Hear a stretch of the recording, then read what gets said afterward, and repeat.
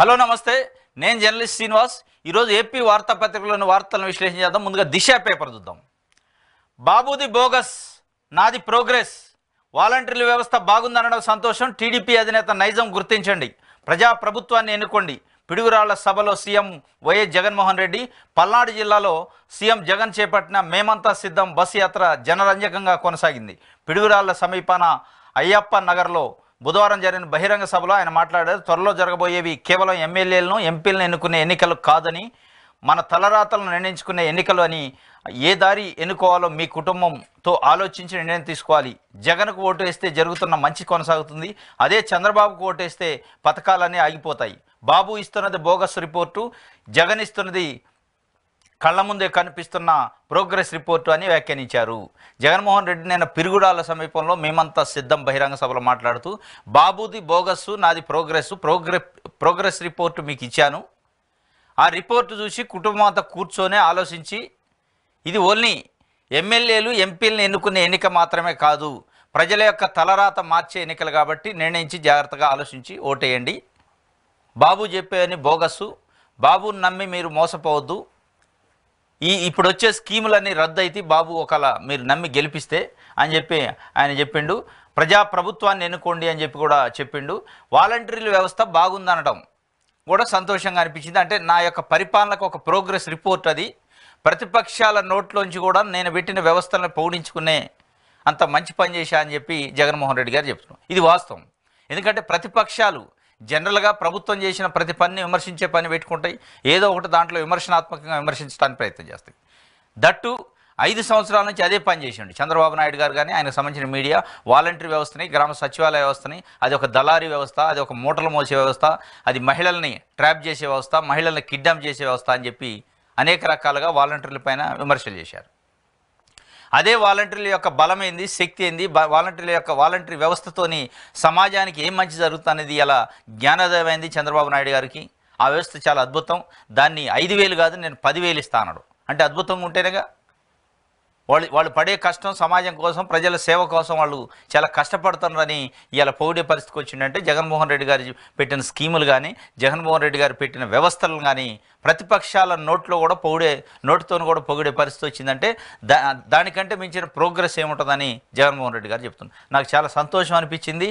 చంద్రబాబు నాయుడు గారు నేను పెట్టిన వ్యవస్థల్ని, నేను పెట్టిన స్కీములను పోగొట్టడం అనేది, ఇది చాలు నా ప్రభుత్వం మంచిగా ఉంది అనటానికి అనేది ఆయన చెప్తున్నాడు. దాన్ని బట్టి ఆలోచించి ఓటేయండి. మన తలరాతలను నిర్ణయించుకునే ఎన్నికలు. ఏ దారిని ఎన్నుకోవాలనో మీ కుటుంబంతో ఆలోచించి నిర్ణయం తీసుకోండి. జగన్కు ఓటేస్తే జరుగుతున్న మంచి కొనసాగుతుంది. అంటే ఇప్పుడు ఏదైతే చంద్రబాబు నాయుడు గారు పొగుడుతుండో మంచి జరుగుతుంది, వాలంటీర్ వ్యవస్థ, గ్రామ సచివాలయ వ్యవస్థ, వాళ్ళని కంటిన్యూ చేస్తాం. వాళ్ళకి ఎట్లాంటి ఇబ్బంది చేయడం, వాళ్ళని కంటిన్యూ చేయడంతో పాటు బలోపేతం చేస్తూ వాళ్ళ జీతాలు పెంచుతాం. ఇప్పుడు కొనసాగుతున్న వ్యవస్థ ఇంటీరియర్స్పై పెన్షన్లు ఇచ్చే వ్యవస్థ కానీ, గ్రామ సచివాలయ వ్యవస్థ కానీ, గ్రామంలోని రిజిస్ట్రేషన్స్ కానీ, గ్రామంలోని సర్వే డిపార్ట్మెంట్ కానీ, రెవెన్యూ డిపార్ట్మెంట్ కానీ అన్నీ ఏదైతే జగన్మోహన్ రెడ్డి గారు ఒక అద్భుతంగా ప్రవేశపెట్టిండో ఆ స్కీములన్నీ, ఆ వ్యవస్థలన్నీ కొనసాగుతున్నాయని చంద్రబాబు నాయుడు గారు కూడా చెప్పారు. కాబట్టి అంటే అది మంచి అద్భుతమైంది. కాబట్టి నేను గెలిస్తేనే అది కొనసాగుతుంది. చంద్రబాబు నాయుడు గారు ఓట్లు వేయించుకోవడానికి దీన్ని పోడుతున్న తప్ప ఆయనకి ఇష్టం ఉంటే నిజంగానే 5 సంవత్సరాల నుంచి పోవడాలి కదా. ఎన్నికల ముందే పోడుతున్నాడు. దాన్ని పెట్టి అర్థం చేసుకొని మీరు ఓటేయండి. ఓటేసి ఇప్పుడు జరుగుతున్న మంచి కొనసాగాలంటే జగన్మోహన్ రెడ్డి గెలిపించండి. మంచి కొనసాగొద్దు, ఆగాలి అంటే చంద్రబాబు నాయుడు గెలిపించండి అని చెప్పి, అది బోగస్సు, నాది ప్రోగ్రెస్ అని చెప్పిన పరిస్థితి. ఇది నిన్న పిడుగురాళ్ళలో మేమంతా సిద్ధం సభ. ఇంకోటి సెల్ఫ్ డబ్బా. 5 ఏళ్ల నుంచి చంద్రబాబు తీరిదే. నిర్ణయాత్మక ప్రతిపక్షంగా విఫలం. కాలం చెల్లిన మీడియాపైనే ఆధారపడ్డ వైనం. ఇప్పుడు ఎన్ని హామీలు ఇచ్చి ప్రయోజనం ఏమిటి? అనైతిక పొత్తుతో మైలేజీ పెరక్క టీడీపీ తిప్పలు. 5 ఏళ్ల నుంచి వైఎస్ జగన్ను ముందు పెట్టి కేంద్ర సర్కార్ సాగించిన అరాచక పాలన ప్రతిపక్ష టీడీపీ అధినేత చంద్రబాబు ఏనాడు నోరు మెదపలేదు. రాష్ట్ర ప్రభుత్వం ప్రవేశపెట్టిన అనేక పథకాల్లో లోపాలున్నాయి. లబ్ధిదారులు అనేక ఇబ్బందులు ఎదుర్కొన్నారు. వాళ్ళ సమస్యలపై ఏనాడు స్పందించలేదు. వాలంటీర్ల దగ్గర నుంచి మహిళలకు నగదు బదిలీ, గృహ నిర్మాణం దాకా దేనిపైన ప్రతిపక్ష నేతగా నిర్మాణాత్మక పాత్ర పోషించలేదు. అధికారాన్ని కోల్పోయామనే ఉక్రోషం, లేదంటే తన గొప్పదనాన్ని చాటుతూ స్కోత్కర్షకే పరిమితమయ్యారు. ప్రజా మద్దతు పెంచుకోలేక రాష్ట్రానికి దగా చేసిన పార్టీలతో పొత్తుకు పాల్పడిన ప్రజల్లో అంతగా మైలేజ్ పెరగలేదని విశ్లేషకులు అంచనా వేస్తున్నారు. ఇది మొదటి నుంచి అనుకున్నది. తెలుగుదేశం పార్టీ ఏ రోజైతే భారతీయ జనతా పార్టీతో పొత్తుకు పాకులాడి ఢిల్లీలో తాకట్టు పెట్టి తెలుగుదేశం పార్టీని భారతీయ జనతా పార్టీతో పొత్తు పెట్టుకుందో అది వాస్తవంగా ప్రజా ఆమోదం ఉన్న పొత్తు కాదు, పార్టీల ఆమోదం ఉన్న పొత్తు కాదు. అది ఓన్లీ చంద్రబాబు నాయుడు గారికి ఆమోదమైంది. చంద్రబాబు నాయుడు గారి స్వార్థం కోసమే పొత్తు పెట్టుకున్నది. ఈవెన్ తెలుగుదేశం పార్టీ కార్యకర్తలు కూడా ఇలా మాట్లాడుకుంటున్న పరిస్థితి. కాబట్టి దానికి సంబంధించి 5 ఏళ్ల నుంచి చంద్రబాబు తీరిదే అని చెప్పి కాలం చెల్లిన మీడియాపై ఆధారపడి అనైతిక పొత్తులతో మైలేజ్ పెరగక టీడీపీ తిప్పలు. వాస్తవం అనైతిక పొత్తు, నైతికమైన పొత్తు కాదు. ఎందుకు అనైతికం అంటే 2018లో ఇదే పార్టీ, ఇదే మనిషి, అదే నరేంద్ర మోదీని, బీజేపీని తిట్టరాని తిట్లు తిట్టిండు. మరి 18 నుంచి 24కి ఏం మార్పు రాలేదు. బీజేపీ పార్టీలో కానీ రాష్ట్రంలో కానీ హోదా రావటమో, పోలవరం ఇవ్వటమో, లేకపోతే ఉక్కు ఫ్యాక్టరీని ప్రైవేటీకరణ చేయకుండా ఆపటమో, రాజధాని విషయంలో స్పష్టమైన ఒక నిర్ణయం తీసుకోవడం బీజేపీ ఏది చేయలే. చేయకపోయినప్పటికీ ఇవాళ అదే నాలుగుతోని మడత మాట మాట్లాడి మళ్ళీ అదే చంద్రబాబు నాయుడు అదే నోటితోని నరేంద్ర మోడీ ఈరుసోడు అన్న కాబట్టి అది అనైతికం. నైతికమైన పొత్తు కాదు. నైతికమైన పొత్తు అయితే మీరు దేనికోసం అయితే తిట్టారు ఆ రోజు, ప్రత్యేక హోదా కోసం, అమరావతి రాజధాని విషయంలో, పోలవరం విషయంలో, ఇట్లా అనేక విషయాలలో తిట్టారు. అవి నెరవేరుంటే ఎస్ నేను ఆ రోజు డిమాండ్ చేసే వాళ్ళు నెరవేర్చారు కాబట్టి నేను పొత్తు పెట్టుకున్నా, ఇది నైతికం అని చెప్పుకోవడానికి ఉండేది. కాబట్టి మీరు దేనికోసం అయితే ఆ రోజు బయటకు వచ్చారో, దేనికోసం అయితే కార్నర్ చేసి తిట్టారో అవి ఏవీ కాలేదు. కాకపోగా కొత్తగా ఉక్కు ఫ్యాక్టరీ ప్రైవేటీకరణ అనేది కొత్తగా వచ్చింది.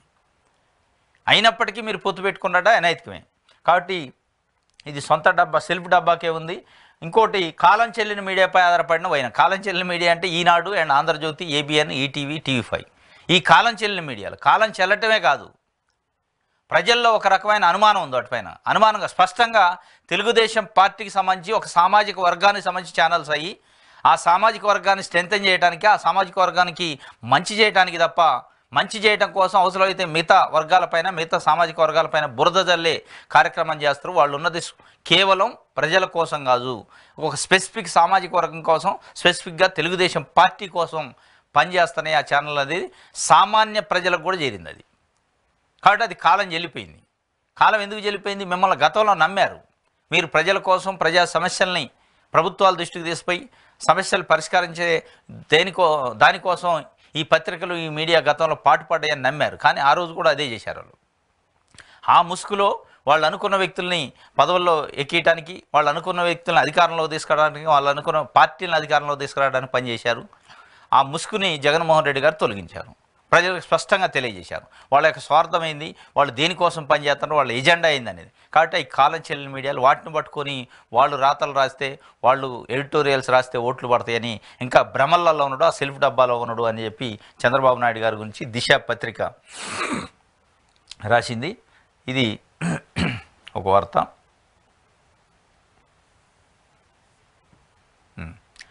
బిడ్డ మృతదేహంతో 8 కిలోమీటర్ల నడక, గిరిజన గుడేలకు రహదారి సౌకర్యం నేటికి కలే, ప్రభుత్వాలు మారని బతుకులు. గిరిజన బిడ్డ మృతదేహంతో, చనిపోయిన వాళ్ళ బిడ్డ మృతదేహంతో 8 కిలోమీటర్ల కాలినడక నడిచిండట. అసలు ఇంత డెవలప్డ్ కంట్రీ అంటున్నాం, డెవలప్ అవుతుంది, ఏదో అద్భుతాలు జరుగుతున్నాయి అని ప్రతి పార్టీ, ప్రతి ప్రభుత్వం ఎప్పుడు చెప్తుంటుంది. 8 కిలోమీటర్లు ఒక చనిపోయిన వ్యక్తితోని, డెడ్ బాడీతో నడిచే పరిస్థితి ఇంతకంటే నీచమైన పరిస్థితి ఉంటుందా? ఇంతకంటే పార్టీలు, ప్రభుత్వాలు సిగ్గుపడాలి. స్వతంత్రం వచ్చి ఇన్ని సంవత్సరాలు అయిన తర్వాత కూడా రోడ్డు కనెక్టివిటీ లేని గుడాలు ఉన్నాయంటే, తండాలు ఉన్నాయంటే ఇంతకంటే ఏమిటది సిగ్గుమాలిన చర్య? మేము ఇది చేస్తున్నాం అని ప్రభుత్వాలు, పార్టీలు చెప్పుకుంటున్నాయి. కానీ ఇది చాలా దారుణమైన విషయం. గిరిజన గుడాలకు రహదారి సౌకర్యం నేటికి కాలే, ప్రభుత్వాలు మారిన బతుకులు. 5వ పేజీలో దీనికి సంబంధించిన వార్త ఉంది, చదువుదాం. 8 కిలోమీటర్లు నడిచిపోయి డెడ్ బాడీతో నడిచిపోవటం అంటే ఎంత అసలు మనసు చెలించిపోయే పరిస్థితి అన్నమాట అది.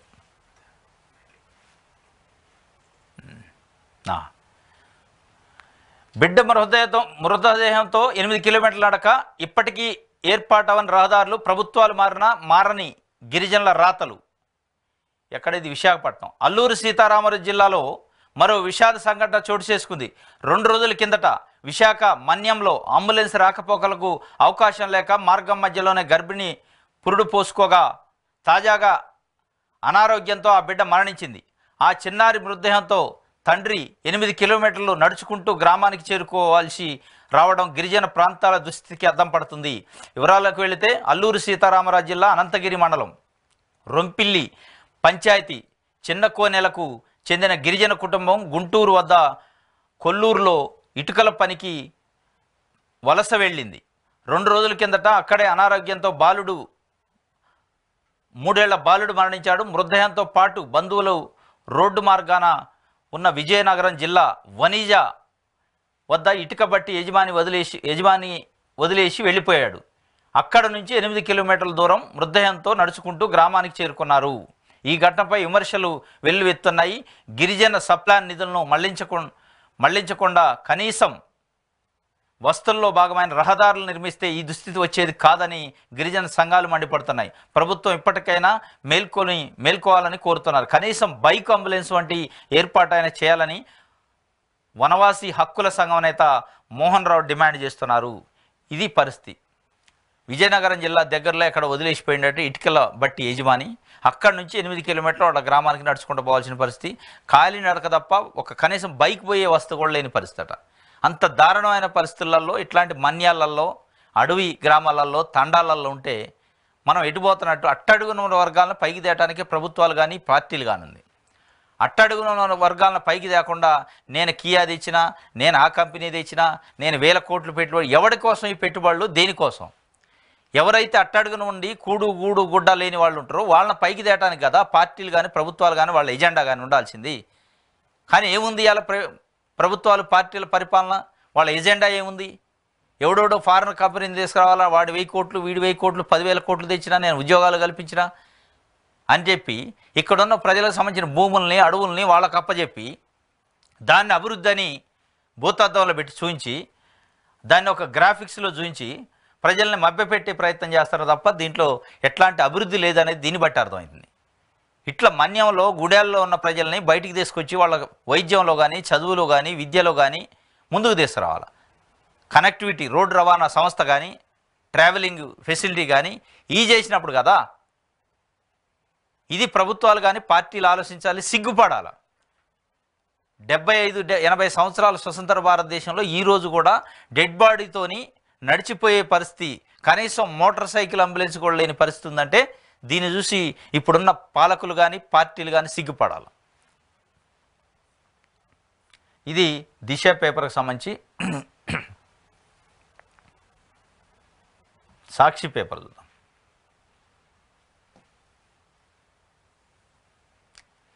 ఇది మా ప్రోగ్రెస్ రిపోర్టు. 2.31 లక్షల ఉద్యోగాలు, ఎంఎస్ఎంఈలకు ప్రోత్సాహం. చంద్రబాబు హయాంలో కేవలం 32,000 ఉద్యోగాలే. పిడుగురాళ్ల సభలో ముఖ్యమంత్రి వైఎస్ జగన్. చంద్రబాబు పచ్చ మీడియా కుట్ర రాజకీయాల్లో నిజాలు నిగ్గు తేల్దాం. వారు చెప్పే అబద్ధాలు మోసాలపై జాయింట్గా నిజ నిర్ధారణ చేద్దాం. వ్యవసాయం దండగన్న ఏకైక సీఎం బాబే. ఉచిత విద్యుత్ ఇస్తే బట్టలు ఆరేసుకోవాలని చెప్పింది ఈ పెద్ద మనిషే. రైతులను విచారించేందుకు కోర్టులు ఏర్పాటు చేసింది కూడా ఈయనే. 2014 ఎన్నికలప్పుడు ఇచ్చిన ఏ హామీ అయినా నెరవేర్చారా? మన 58 నెలల పాలనలో ప్రతి రైతుకు 67,500 ఇచ్చాం. వ్యవసాయానికి పగటిపూటే 9 గంటల నాణ్యమైన విద్యుత్తు, ఆర్బీకే వ్యవస్థ ద్వారా రైతన్నను చేయి పట్టుకొని నడిపిస్తున్నాం. ప్రతి ఊళ్ళోనూ విప్లవాత్మక మార్పులు.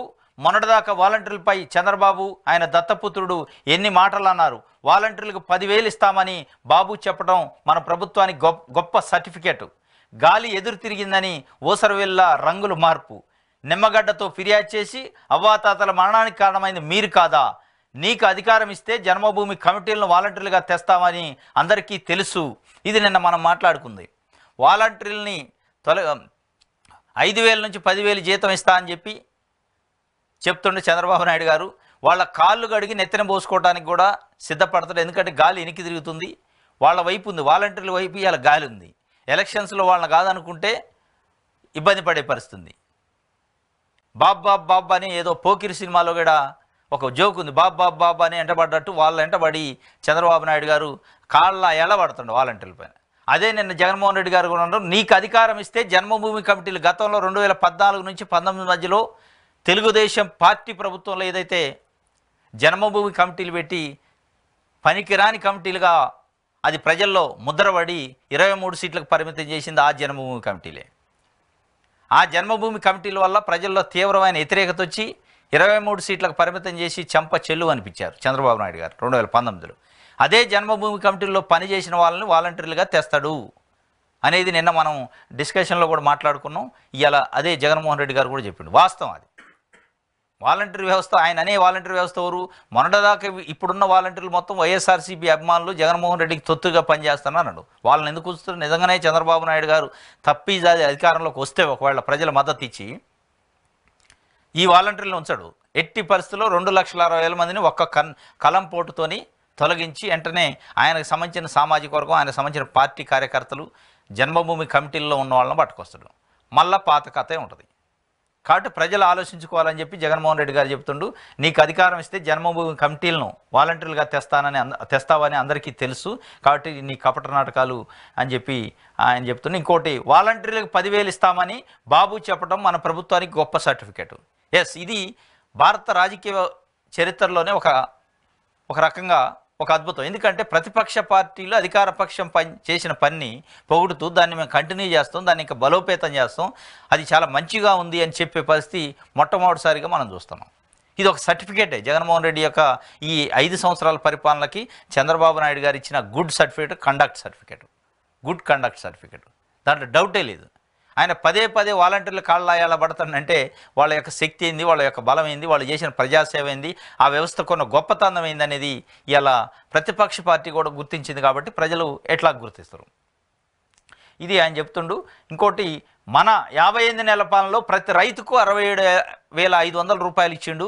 ఇదే చంద్రబాబు నాయుడు గారు రైతులను జైల్లో పెట్టిండు, వ్యవసాయం దండగానడు, ఉచిత విద్యుత్ ఇస్తే కరెంటు తీగలపైన బట్టలు ఎండేసుకోవాల్సి వస్తుందన్నాడు, రైతులను అరెస్ట్ చేసి జైల్లో పెట్టి వాళ్ళని విచారించడానికి ప్రత్యేకమైన స్పెషల్ కోర్ట్స్ ఏర్పాటు చేసి ఉండంటే రైతులపైన చంద్రబాబు నాయుడు గారికి ఏ రకమైన ప్రేమ ఉంది, ఏ రకమైన అభిమానం ఉంది అనేది దీన్ని బట్టి మీరు అర్థం చేసుకోవాలని ప్రజలకి చెప్తున్న పరిస్థితి జగన్మోహన్ రెడ్డి గారు.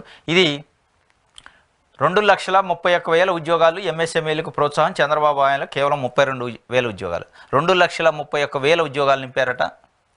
గ్రామ సచివాలయాలు 1,50,000 ఉద్యోగాలు నింపారని ఇదే ఈనాడు చంద్రబాబు నాయుడు గారు చెప్తున్నారు, ఆంధ్రజ్యోతి చెప్తుంది. చెప్పారు, వాళ్ళే చెప్పగానే చెప్పారు. 1,50,000 మంది రెగ్యులర్ ఉద్యోగులను మీరు నియమించారు గ్రామ సచివాలయ వ్యవస్థలో, వాళ్ళు ఎక్కడికి పోయారని వార్త రాశారు. ఎస్, వాళ్ళు ఉన్నారు. 2,60,000 మంది గ్రామ వాలంటీర్లు నియమించారు మీరే, వాళ్ళు ఎక్కడికి పోయారని అడుగుతున్నారు. ఎస్, ఇవన్నీ జగన్మోహన్ రెడ్డి నియమించిన ఉద్యోగాలకు సంబంధించి. ఇది 2,31,000 ఉద్యోగాలు ఎంఎస్ఎంఈలలో. ఈ మొత్తం చూస్తే కొన్ని లక్షల్లో ఉద్యోగాలు నింపిండని ఇదే ఈనాడు పత్రిక, ఆంధ్రజ్యోతి పత్రిక చంద్రబాబు నోటితోని ఒప్పుకోవాల్సి వచ్చింది. స్పష్టంగా ప్రజల ముందుకు వచ్చి ఒప్పుకోవాల్సి వచ్చింది. కాబట్టి ఇది ఒక వార్త. నిన్న పిడుగురాళ్ళలో జరిగిన మేమంతా సిద్ధం సభకు సంబంధించి,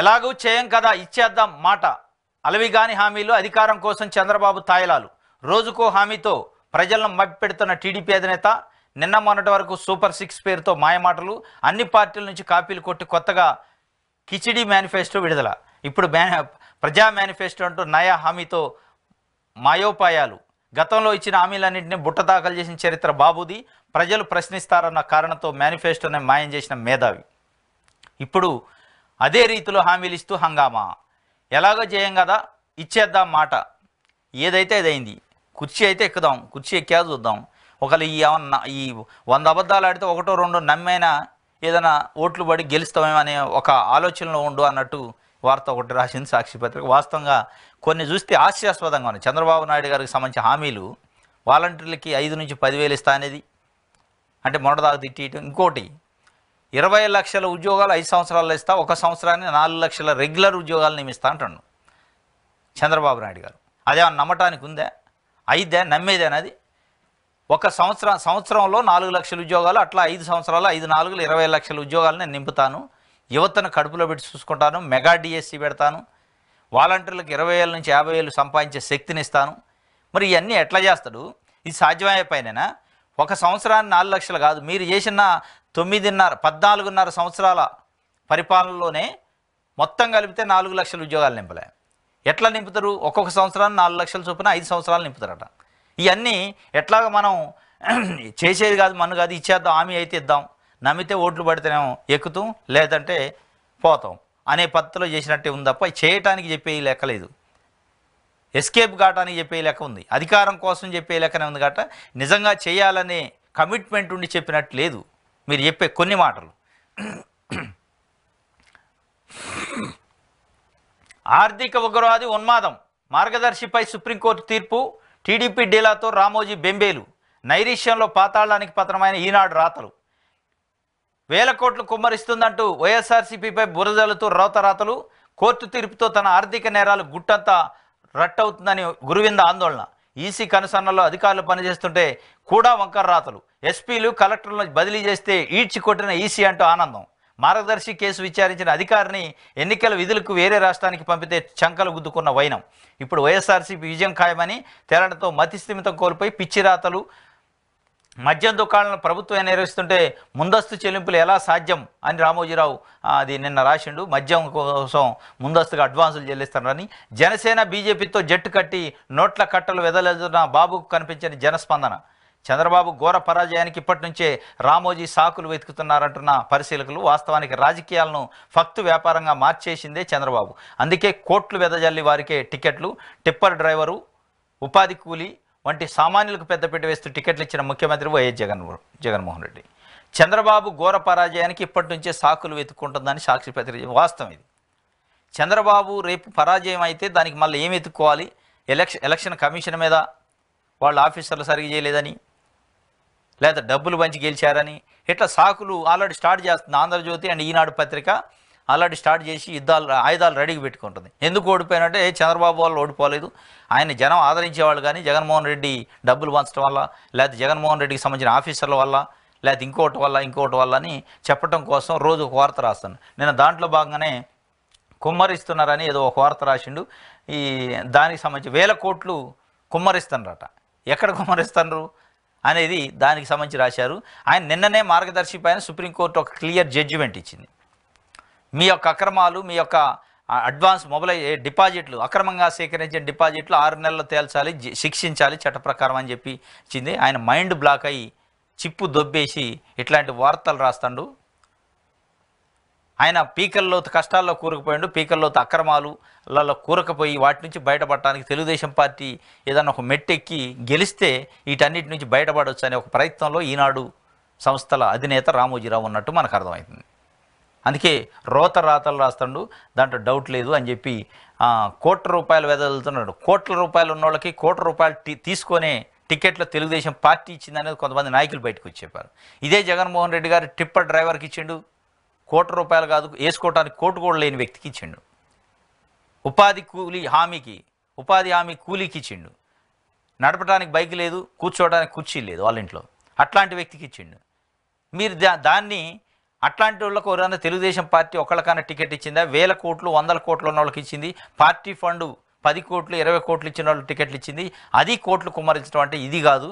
ఒక టిప్పర్ డ్రైవర్కి, ఒక ఉపాధి హామీ కూలికి, ఒక రైతుకి టికెట్ ఇస్తే దాన్ని అప్రిషియేట్ చేయకుండా కోట్లు కుమ్మరిస్తున్నా అని చెప్పే పరిస్థితి చేసింది. దీంట్లోనే మీ కుటిల నీతి, మీ రాతలు కనపడుతున్నాయని చెప్పి స్పష్టంగా రామోజీరావుని ఉద్దేశిస్తూ సాక్షి పేపర్ ఒక వార్తను రాసింది. ఇది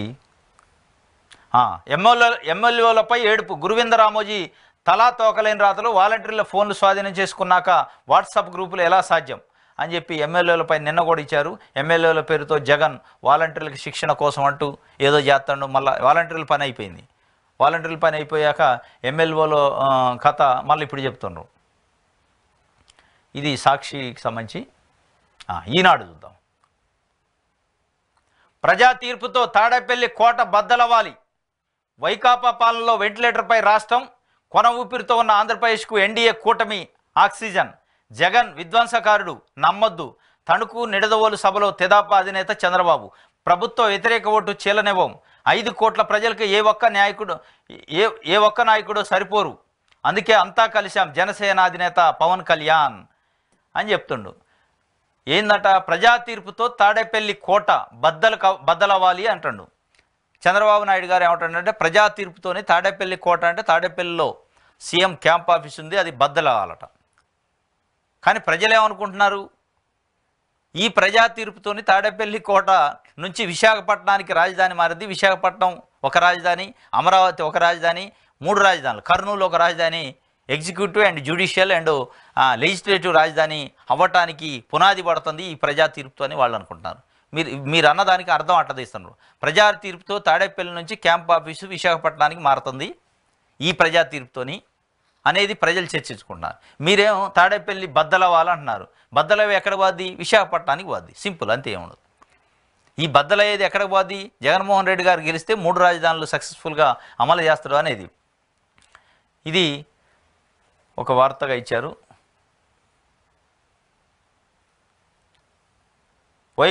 వైకాపా కోడ్ నడుస్తుందట. రాష్ట్రంలో ఎన్నికల నియమాలు అమల్లోకి వచ్చి 24 రోజులు అవుతున్న అధికార పార్టీ సేవలోనే కొందరు పోలీసు అధికారులు వైకాపా రౌడీముఖ అరాచకాలకు వెన్నుదన్ను చేస్తారట.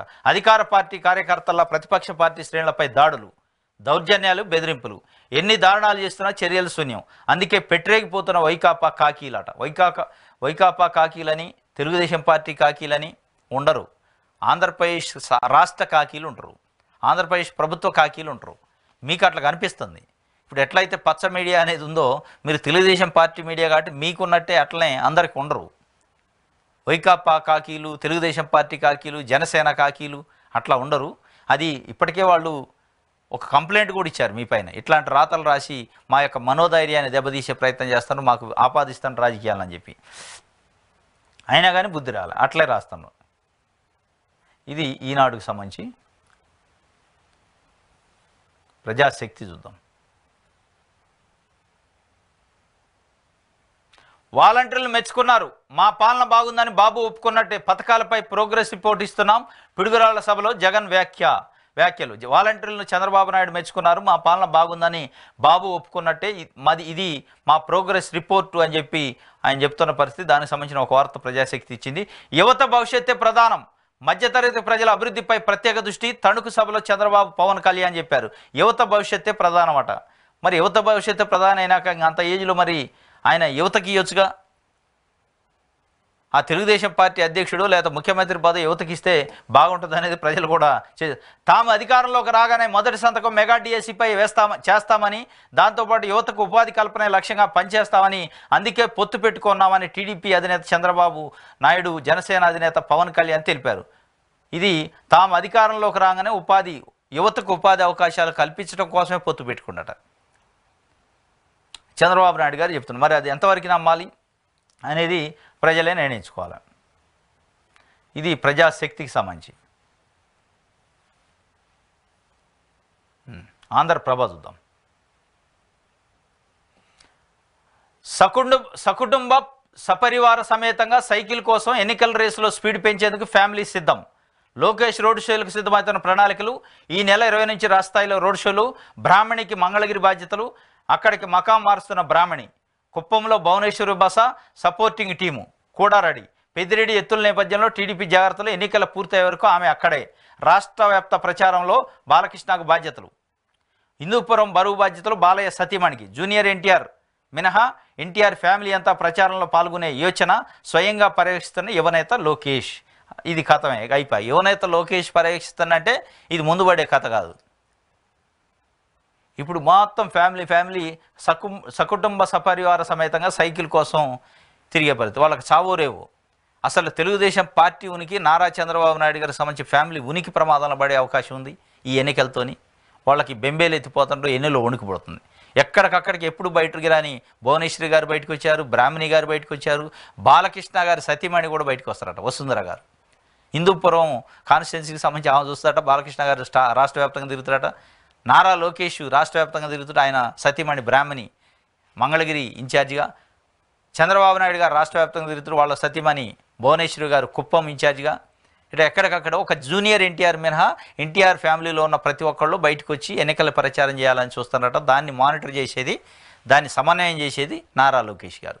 లోకేష్ గారు సమన్వయం చేస్తున్నట్టే అది ముందు పడే కథ కాదనేది ప్రజలకి చర్చించుకుంటున్న పరిస్థితి.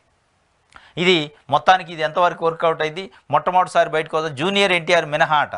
వాస్తవంగా జూనియర్ ఎన్టీఆర్ ఒక్కడు అయితే ఎంతో, వీళ్ళందరూ కలిపితే కూడా అంత కాదు అనేది ప్రజల్లో అంత క్రేజ్ ఉంది ఆయన. కానీ ఆయన బయటకు వచ్చే పరిస్థితి లేదు, ఆయన వీళ్ళని నమ్మే పరిస్థితి లేదు అనేది మనకు అర్థమైంది. ఆయన వేరే కార్యక్రమాలలో సినిమా ఇది తప్ప ఈ రాజకీయాల జోలికి రాలేదు. రాజకీయాల జోలికి గతంలో 2009లో వచ్చే ప్రచారం చేసి కొంత చేసిండు, దాని తర్వాత ఇక పట్టించుకోవట్లే.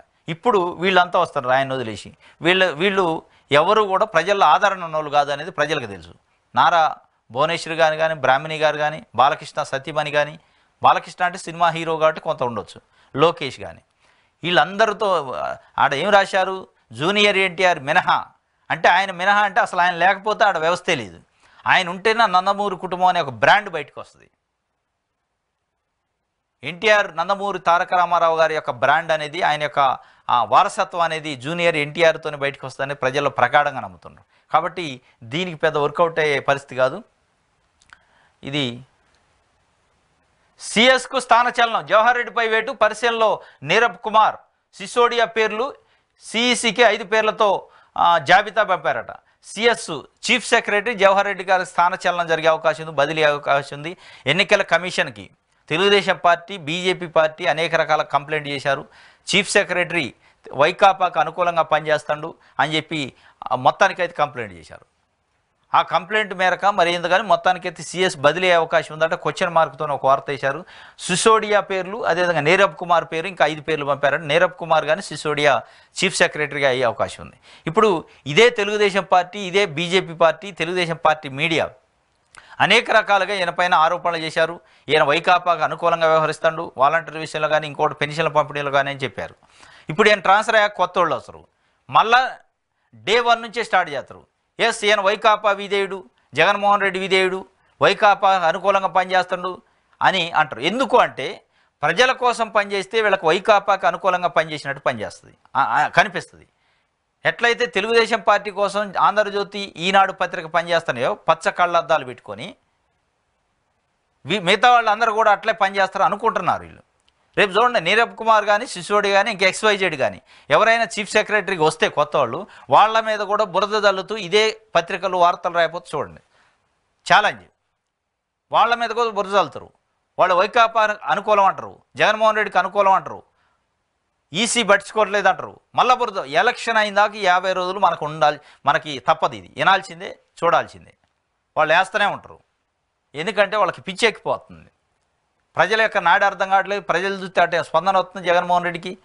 ఇన్ని పొత్తులు పెట్టుకున్న, ఇన్ని ప్రచారాలు చేసిన, ఇన్ని వార్తలు రాసిన ఎవడు పట్టించుకోవట్లేదు అనేది ఒక ఫ్రస్ట్రేషన్లో ఉండి ఇట్లా చేస్తారు. ఇది ఒక వార్త. పొత్తు కోసం మేమిద్దరం త్యాగాలు చేశాం, ప్రజల కోసం త్యాగం చేసి పోరాడుతున్న పవన్ ఒక రియల్ హీరో. అగ్నికి వాయువుల ప్రజా గళానికి వారాహి తోడైంది. పొత్తు కోసం మేమిద్దరం త్యాగాలు చేశారట. ఏం త్యాగాలు చేశారు? పొత్తు కోసం త్యాగాలు చేస్తారు. ప్రజల కోసం త్యాగాలు చేయండి. మీ పొత్తుల కోసం, మీ కేసుల కోసం, మీ ఆస్తులు కాపాడుకోవడానికి కాదు త్యాగాలు చేయాలి. ఏంది నువ్వు చేసింది? పొత్తు కోసం త్యాగాలు, ప్రజల కోసం ఏమైనా త్యాగాలు చేసి నీ సొంత ఆస్తులు అమ్మి ఏమన్నా పెట్టినావా జనాలకు త్యాగం చేసి? లేకపోతే నీ కొడుకునే ఏమన్నా మిలిటరీ, భారతదేశం మిలిటరీలోకి పంపినావా? భారత సైన్యానికి అప్పగించినవా దేశం సేవ కోసం? అది త్యాగం అంటే. చలిలో, ఎండలో, వర్షంలో మన బార్డర్లో ఉండి మన దేశాన్ని కాపాడుతున్న సైనికుల్లోకి పంపించారు చాలామంది తల్లిదండ్రులు. దాన్ని త్యాగం అంటారు. వాళ్ళు ఎప్పుడు చస్తారో తెలియదు, ఎప్పుడు బతుకురో తెలియదు. నువ్వు నీ పదవుల కోసం, నువ్వు ముఖ్యమంత్రి కావడానికి, నీ కొడుకు మంత్రి కావడానికి పొత్తులు పెట్టుకొని గుంటనక్క లెక్క నీ స్వార్థం కోసం పొత్తు పెట్టుకొని మళ్ళీ నేను త్యాగం చేసిన ఈ పొత్తు కోసం ఏం త్యాగం చేసినావు? పొత్తు కోసం నీ ముఖ్యమంత్రి పదవి ఇంకోటికి ఇస్తున్నావు ఏమన్నా? నీకు రావాల్సిన ముఖ్యమంత్రి పదవి ఎవడికన్నా ఇస్తున్నావా? లేదా నీ పార్టీ అధ్యక్షుడి పదవి ఇంకోటికన్నా ఇచ్చినవా? ఎస్సీకో, బీసీకో? ఏంది నువ్వు త్యాగం చేసింది? లేకపోతే నీకున్న ఆస్తులు తెగనమ్మి ప్రజల కోసం పెడుతున్నావా? దాన్ని త్యాగం అంటారు. త్యాగం అన్నా నమ్మాల. ప్రజల కోసం త్యాగం చేసి పోరాడుతున్న పవన్ ఒక రియల్ హీరో. నీకు అంతే అనిపిస్తాడు, నీకు మద్దతు ఇచ్చిండు కాబట్టి అట్లా అనిపిస్తాడు. నీకు మద్దతు ఇవ్వకపోతే రియల్ హీరో కాదు. అప్పుడు అగ్నికి వాయువుల ప్రజా గళానికి వారాహి తోడైంది. చెడును దహించడమే ఇక మిగిలింది. తణుకు ప్రజా గళం సభలో చంద్రబాబు, మార్పు కోసమే నేను తగ్గి తణుకు సీటు కూటమికి ఇచ్చాను, ఇదంతా రాష్ట్ర శ్రేయస్సు కోసమే అని పవన్ కళ్యాణ్ చెబుతున్నాం. మార్పు కోసమే మేమున్నాం. ఏం మార్పు? 2014 నుంచి 19 మధ్యలో ఉన్న ప్రభుత్వం కంటే ఏమన్నా వైవిధ్యంగా ఉంటుందా? మార్పు ఉంటుందా? దేంట్లో మార్పు వద్ది? లేదు చంద్రబాబు నాయుడు గారు కాకుండా మీరేమైనా ముఖ్యమంత్రి అవుతారా? మార్పు అంటే కొత్త వ్యక్తి ఏమైనా ముఖ్యమంత్రి అయితే ఏమైనా కొత్త మార్పు వస్తుంది అనుకోవచ్చు. ఏది మార్పు? దేని మార్పు అంటారు? మార్పు వల్ల ఏం లేదు. మీరు 60-70 సీట్లు తీసుకుంటారని జనసేన పార్టీ కార్యకర్తలు అనుకుంటే 21 సీట్లుగా తీసుకోవడమే మార్పు. అదే ఆశ్చర్యం, అదే ఒక మార్పు అనేది అలా జనసేన కార్యకర్తలు కూడా అనుకుంటున్న పరిస్థితి. ఇంకోటి ఏమంటుండు, నేను తగ్గి తణుకు సీట్ ఇచ్చిన. ఎవడు తగ్గమండు? దేనికోసం తగ్గిను? చంద్రబాబు నాయుడు కోసం తగ్గిన, జనం కోసం తగ్గలే. నేను తగ్గి తణుకు సీట్ ఇచ్చిన, ఆయన ఇంకొకటి నేను తగ్గి జనసేనకు సీట్ ఇచ్చిన అని ఆయన మీరిద్దరూ ఒకళ్ళనొకళ్ళు పొగుడుకుంటే జనాలకు ఏం రాదు. జనాలకు ఏం చేస్తారో చెప్తే జనాలకు ఏమన్నా నమ్ముతారు తప్ప ఆయన రియల్ హీరో అని ఆయననా, నేను తగ్గి చంద్రబాబు నాయుడుకి ఇచ్చిన అని ఏనన్నా, చంద్రబాబు నాయుడు విజన్ ఉన్నోడు అని ఏనన్నా, ఇట్లా ఒకళ్ళకొకళ్ళు పొగడతలు పెట్టుకోవడానికి ప్రజలు బహిరంగ సభలు పెట్టి ప్రజల ముందు పొగుడుకోవటం కాదు, ప్రజలకు ఏం చేస్తారో చెప్పే కార్యక్రమం చేయాలి. ఇది ఆంధ్రప్రభకు సంబంధించి. నెక్స్ట్ ఆంధ్రజ్యోతి.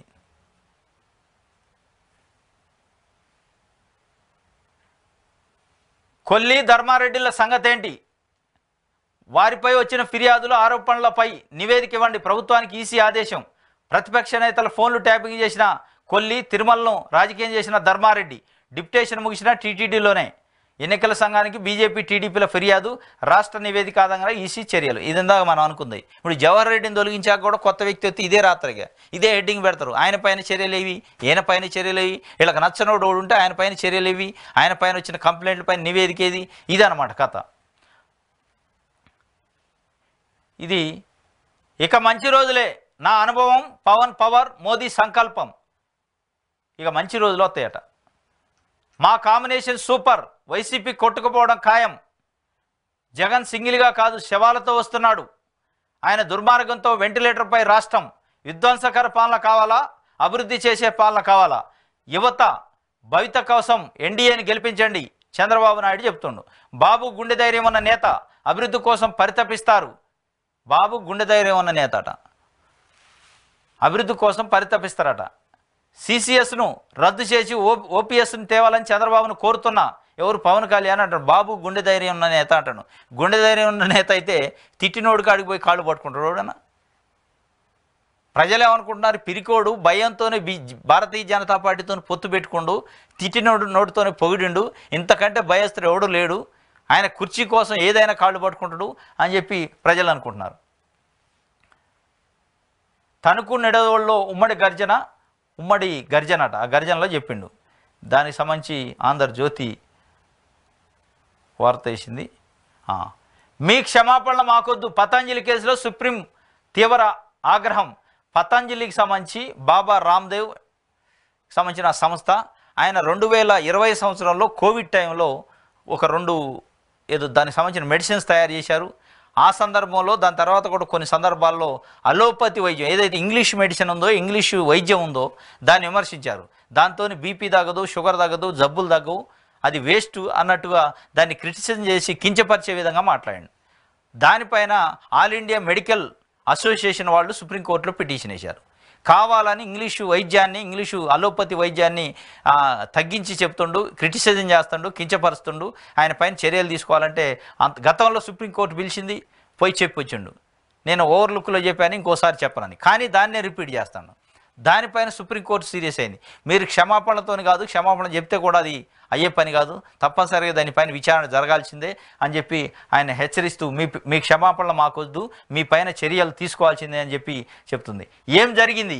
యోగా పేరుతో ప్రజలందరికీ తెలిసిన బాబా రామ్దేవ్ ఆ ప్రజాదరణ సొమ్ము చేసుకునే క్రమంలో యోగాకు ఆయుర్వేదాన్ని జోడించారు.